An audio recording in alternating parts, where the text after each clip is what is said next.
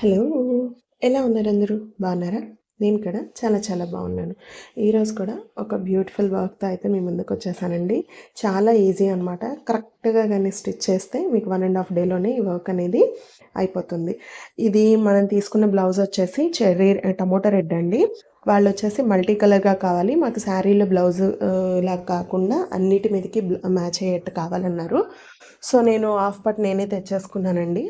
తెచ్చుకొని దాని మీద ఈ విధంగా అంటే లోడింగ్ స్టిచ్ వాళ్ళకి ఆప్షన్స్ చూపిచ్చాను. వాళ్ళు ఈ వర్క్ అనేది డిసైడ్ చేసుకున్నారనమాట. సో, ఫ్రంట్ నెక్ అనేది డ్రా చేసేసుకున్న తర్వాత దాని మీద మైక్రో కట్స్ ఉంటాయి కదండీ! మైక్రో కట్ బీడ్స్ ఈ ఇయర్ ట్రెండింగ్ కదా! Cut beads. కట్ బీడ్స్‌తో డిజైన్ అనేది వేస్తున్నాననమాట. లోడింగ్ స్టిచ్ ఏస్తున్నాను. లోడింగ్ స్టిచ్ అయిపోయిన తర్వాత 2 సైడ్‌లు కూడా షుగర్ బీడ్స్‌తో అనేది కవరప్ చేస్తున్నాననమాట. అటు ఇటు 2 పక్కల షుగర్ బీడ్స్‌తో కవర్ చేసేసి దానికి మనము ఈ లైన్స్ అనేదైతే పెట్టుకుంటామనమాట. ఇప్పుడు ఇదైతే మనకి చాలా ఈజీగా ఉంటుందండి. దేని మీదకైనా వేసేసుకోవచ్చు. రెడ్ కదా! ఆల్మోస్ట్ ప్రతి శారీకి మ్యాచ్ అవుతుంది. పైగా వాళ్ళ శారీకి సంబంధించి కలర్స్ వద్దన్నారు.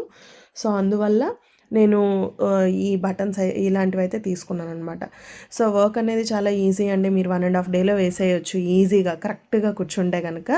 బద్ధకం వేసి అటు ఇటు చేసుకున్నా గానీ 2 డేస్‌లో ఈజీగా అయిపోతుంది. ఏ ప్రాబ్లమ్ ఏం లేదండి. ఇప్పుడైతే ఈ విధంగా లోడింగ్ ఏసేసుకున్న తర్వాత నేను స్కేల్ తీసుకొని స్కేల్‌లో మనకు 1 సెంటీమీటర్ అలా ఉంటాయి కదండీ! అక్కడ మార్కింగ్ చేసుకుంటున్నాను. అంటే అందాజుగా అన్నీ ఈక్వల్ డిస్టెన్స్ వచ్చేట్టు.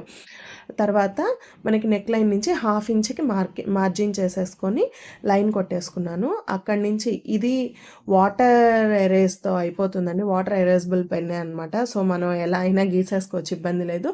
ఇందాక నేను మార్కింగ్ చేసుకున్నాను కదా! ఇలా అంతా క్రాస్ లైన్స్‌గా వేశాను. సో, క్రాస్ లైన్స్‌గా వేసిన తర్వాత మనకి అప్పుడు అవి కుట్టుకోవడానికి కొంచెం ఈజీగా ఉంటుంది. అంటే మనకి ఒకటి పైకి, ఒకటి కిందకి అలా వస్తుంది కదా! అలా కాకుండా ఈ విధంగా వేసేసుకోవచ్చనమాట. ఈ విధంగా అన్నీ ముందు ఒక సైడ్ కుట్టేసుకోండండి. అంటే క్రాస్‌గా వేసేసుకోండి. తర్వాత రెండో సైడ్ అనేది మనకి ఈజీగా అవైలబిలిటీ ఉంటుంది.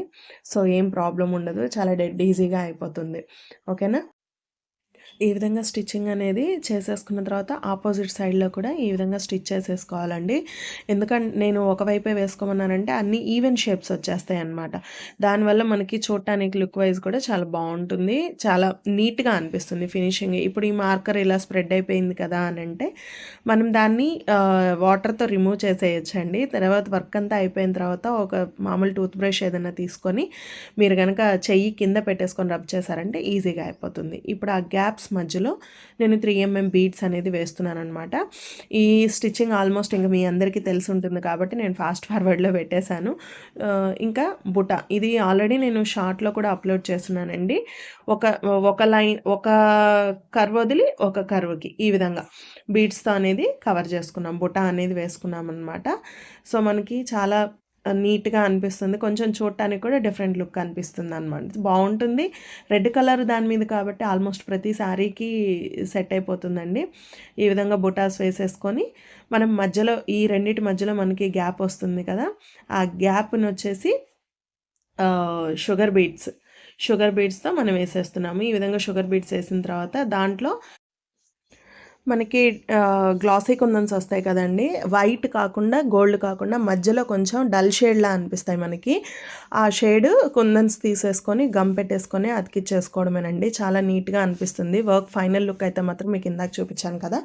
ఆ విధంగా వస్తుందనమాట. మీరు గనుక నా ఛానల్ ఫస్ట్ టైమ్ చూస్తుంటే ప్లీజ్ సబ్స్క్రైబ్ చేసుకోండండి. మీ ఫ్రెండ్స్ అండ్ ఫ్యామిలీ మెంబర్స్‌కి డెఫినెట్‌గా షేర్ చేయండి.